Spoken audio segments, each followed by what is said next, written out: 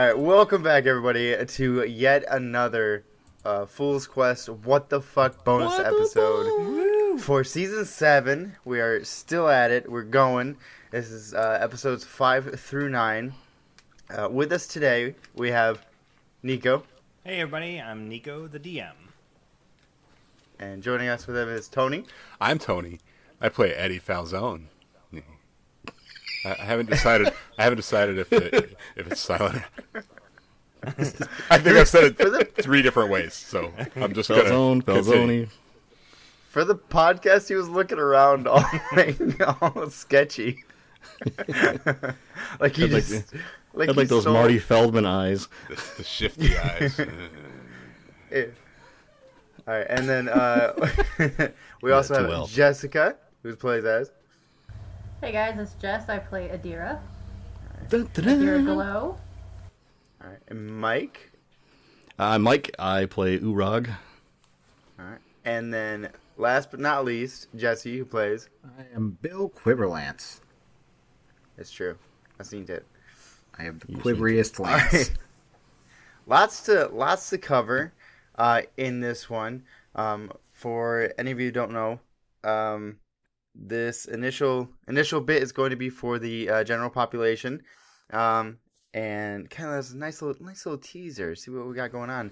Then after that, it's strictly patrons only. Only our amazing supporters of the patron variety. So for episode 5, Uorag finds love. I'd also like to note that we have a lot of community interaction on this one. Lots of people threw in questions and comments, which is pretty phenomenal. If you guys want to see that, go ahead and hop over to our Discord and check that out, and you too can join in on. That's fun.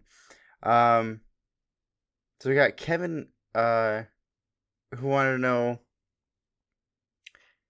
how do the non-magical party members get to be identified to join these cliques? And I think this is probably towards Nico.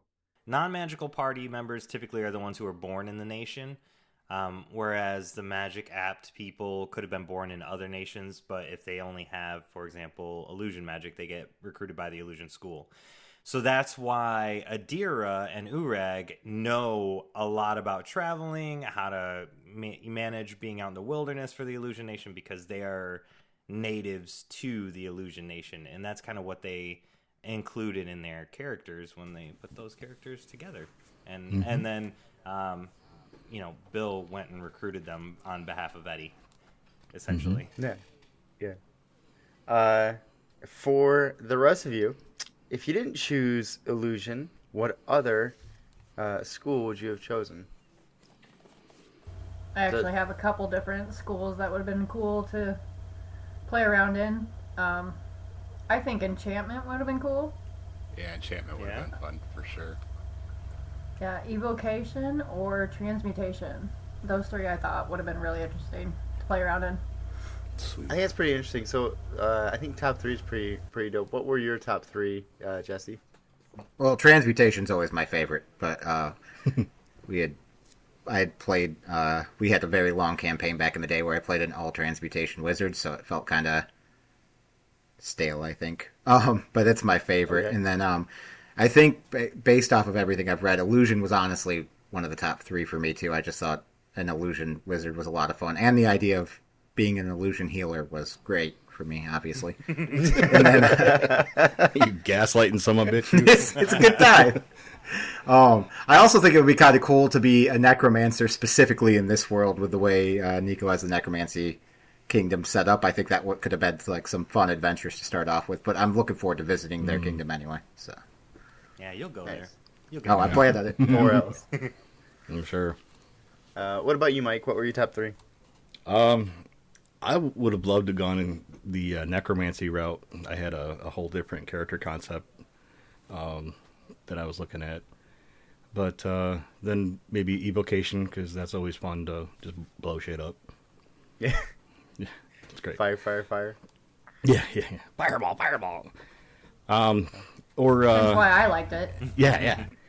Or actually, divination was up there too. I get some really cool things, especially with the like a detective and like an agent of fortune type of theme.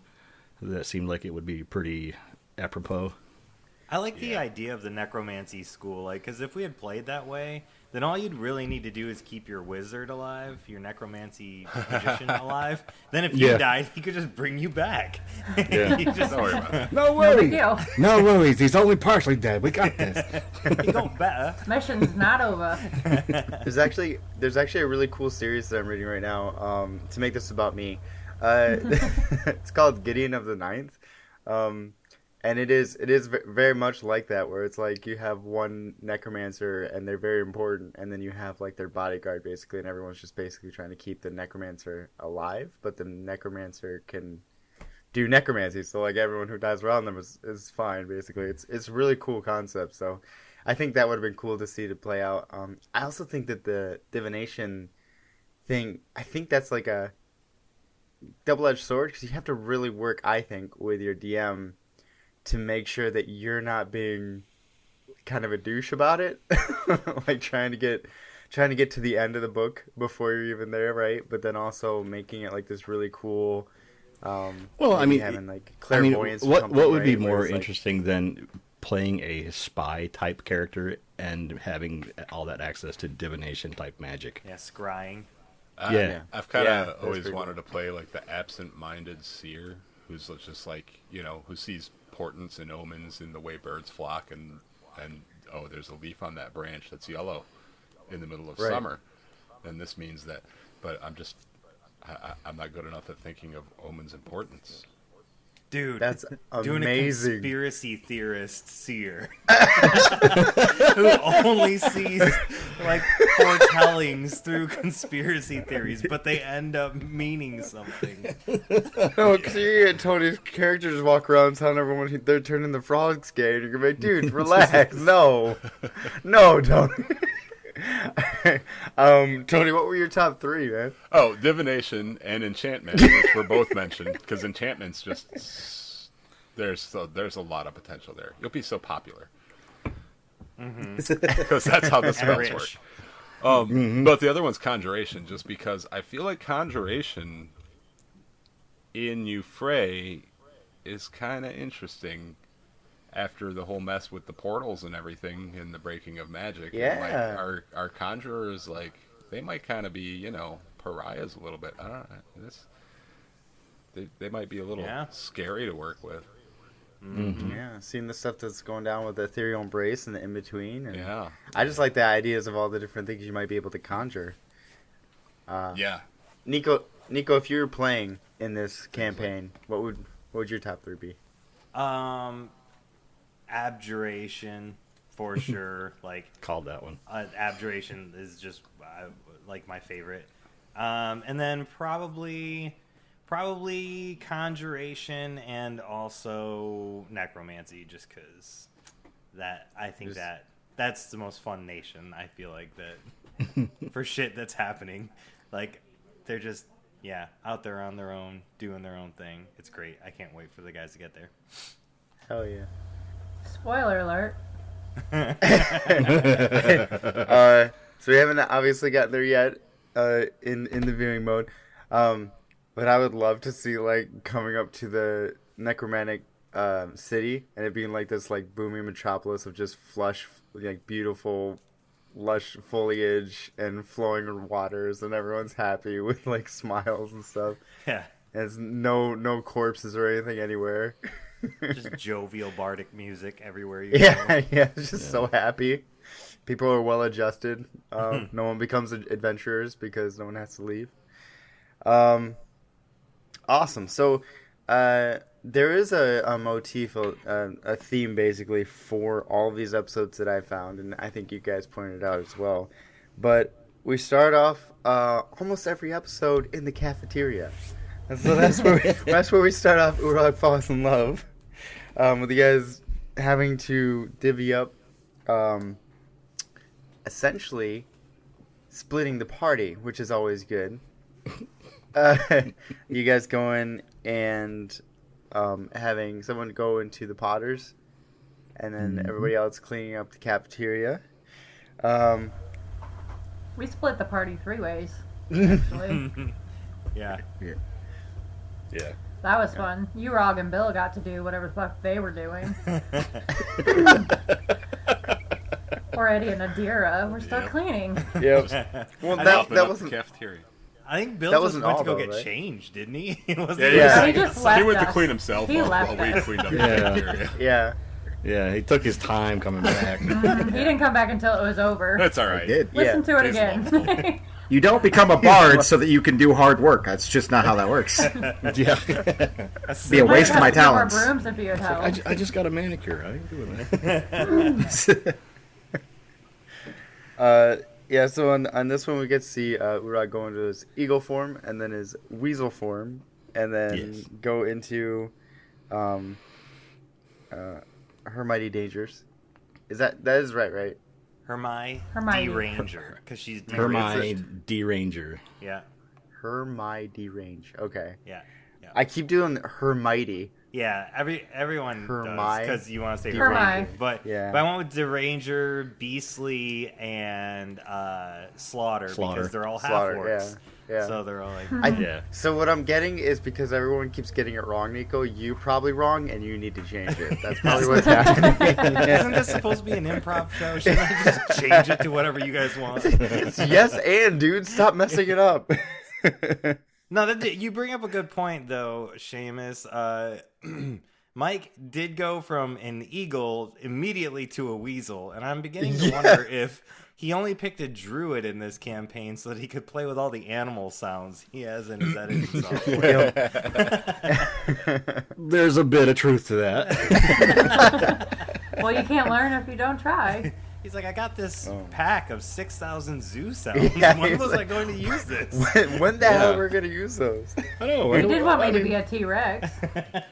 I mean, when do I get to use the moose sound? You know that? Yeah. I mean, it was up to Jesse to help him unpack that symbol pack that he had. He's like, I've got so many cool sounds. Cool, you're just going to need the one. Actually, Yep, just the one. Just hit that one key over and over. You know what? There's a lot of variety in the symbols, though. I appreciate that. There's Yeah. in these Mike goes all episodes, there's some impressive symbol work. yeah, he's done wonders with the shit I gave him, that's for sure. Speaking of shit that Jesse's doling out, in this episode, this is where Bill comes up and drops the betrayal bomb and tries to like smooth talk his way into the Potters. Oh, yeah. It's like, hey, I just want to be done. Can I just be done here? Like, what do I got to do to get you these beads? You gotta put on the sorting hat. Yeah, that pointy hat. When So ridiculous. when did you throw that plan together, and how did you imagine it would go, Jesse? As it was coming out of my mouth, there was zero forethought, and there was no imagining how it went. I Perfect. just said words and prayed. to yourself. Yes. I got there. I was like, I don't actually know what I'm gonna do. So here's things, I guess. Fuck Eddie. That's all I got. I don't. I do like you had mentioned that he put that enchantment on your like sanctum room where every time you go in it gets all more black and white. Yeah, Go ahead and Genius. turn off black and white. that's it. Yeah, it's in a later episode, but yeah, that was what, like, I was. I think I was love doing it. dishes, and I just started laughing. I was like, "What the fuck?" You're like, you know how he smells, right?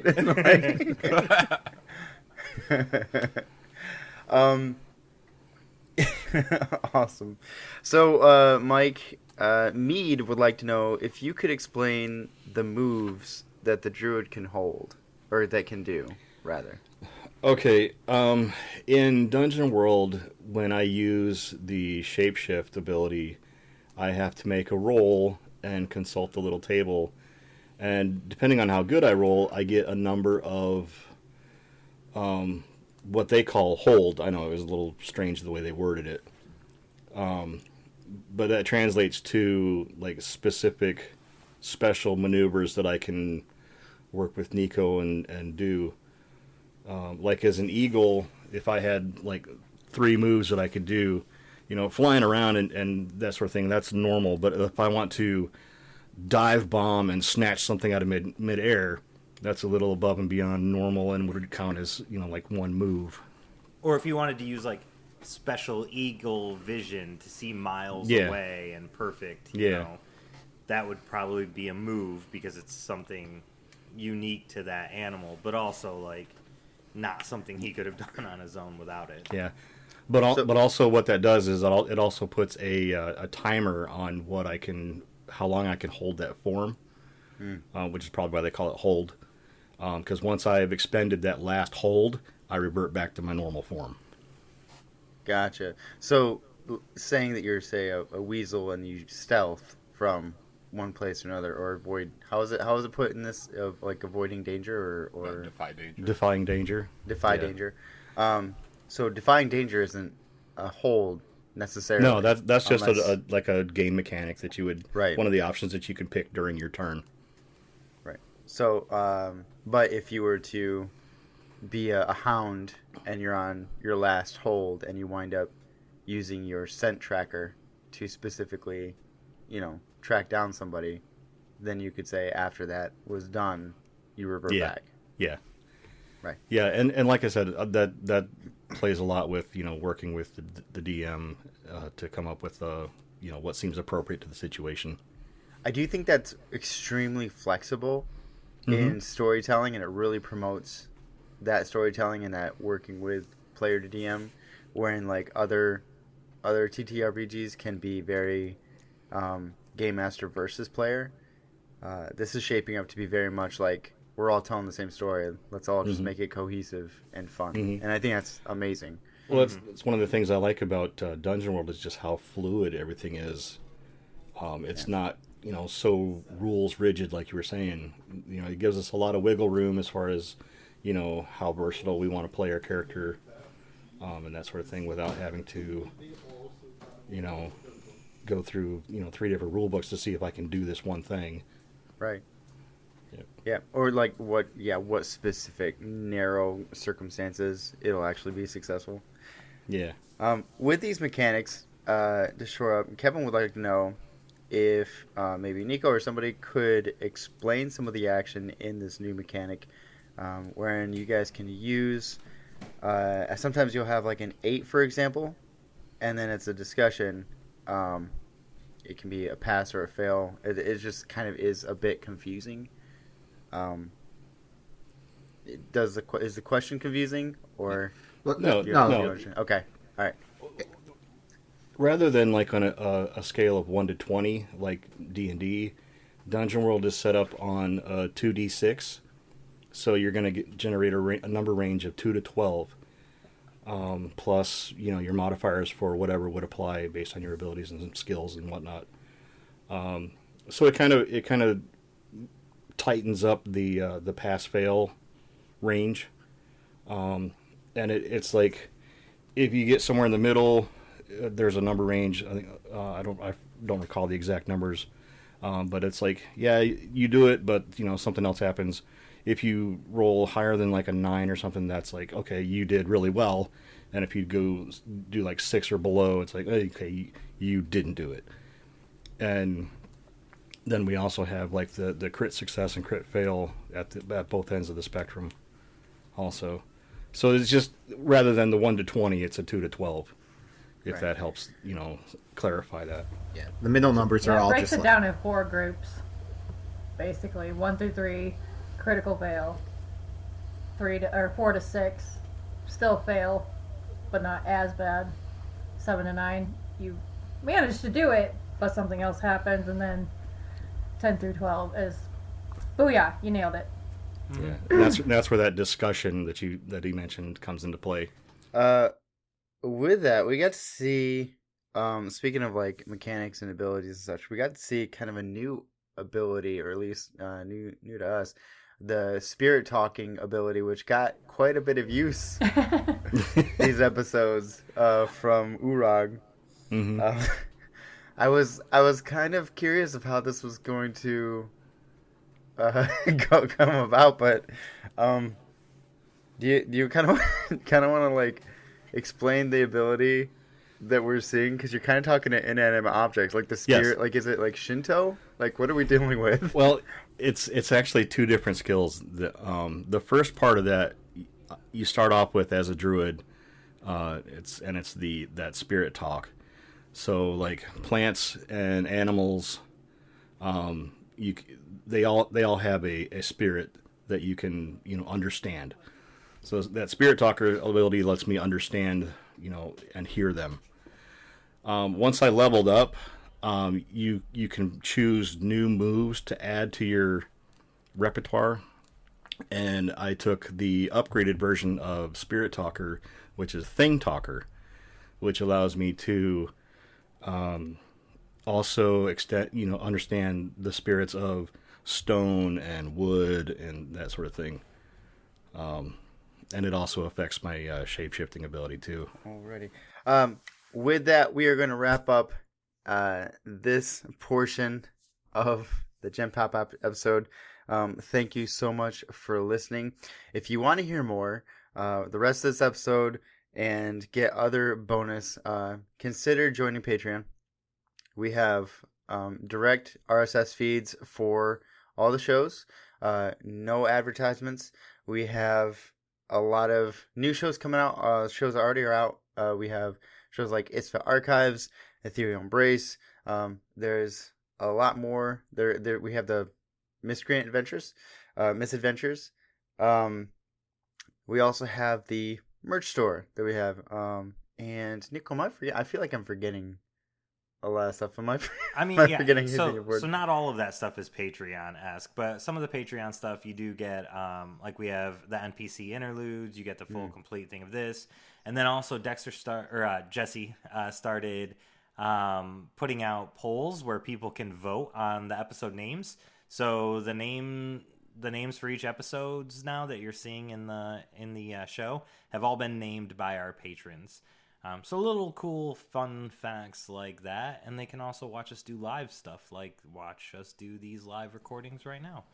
And then we just yesterday actually released the season 1 finale of ISFA Archives, our audio drama, which was pretty cool.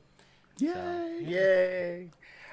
So definitely check out the Patreon for all of that, and consider joining our social media and our Discord for live interactions with us daily. So thank you again for listening, and we hope to see you there. Thanks, guys. Bye, everybody. Bye.